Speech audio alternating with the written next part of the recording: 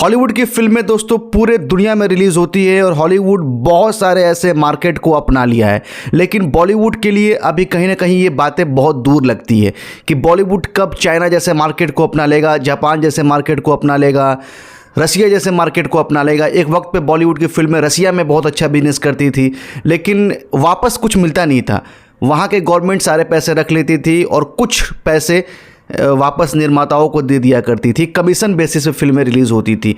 उसके बाद बॉलीवुड को एक चाइना बहुत बड़ा मार्केट मिल गया, जहां से 1000 करोड़, 1500 करोड़, 500 करोड़, 600 करोड़ कमाई किया जा सकता था और कुछ फिल्मों ने की दोस्तों, लेकिन रिटर्न कुछ नहीं मिलता है। चाइना में चाहे जितना फिल्में कमा ले, रिटर्न आपको बहुत कम मिलता है। कहा जाता है कि 10% रिटर्न मिलता है। अगर आपकी फिल्में 1000 करोड़ कमाएगी तो आपके पास 100 करोड़ भी बहुत मुश्किल से मिलेंगे आपको। अब बॉलीवुड जापान को अपना मार्केट बना रहा है, क्योंकि चाइना में तो कुछ कमाई हो नहीं रही है। आपको दिखता है कि भाई इतना करोड़ हो गया, इतना करोड़ हो गया, लेकिन रिटर्न कुछ नहीं मिलता है। अब बॉलीवुड को एक जापान मार्केट मिला है जहां पे फिल्में रिलीज़ हो रही है और हाल ही में टाइगर 3 ने अच्छा बिजनेस किया है। पठान रिलीज़ हुई थी तो पठान ने भी अच्छा बिजनेस किया, लेकिन टाइगर 3 और पठान दोनों इंग्लिश सबटाइटल में हिंदी लैंग्वेज में रिलीज़ हुई है।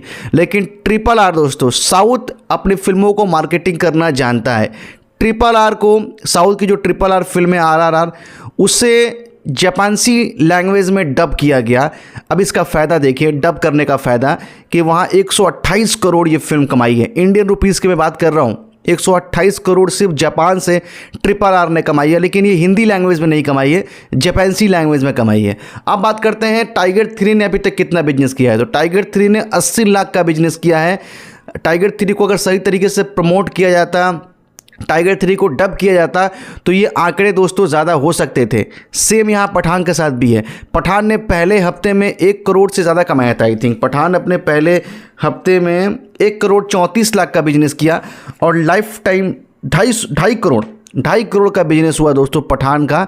लेकिन पठान 2.5 करोड़ हिंदी लैंग्वेज ने कमाई बिना प्रमोशन के, और 1.5 करोड़ के आसपास टाइगर 3 भी कमाने जा रही है।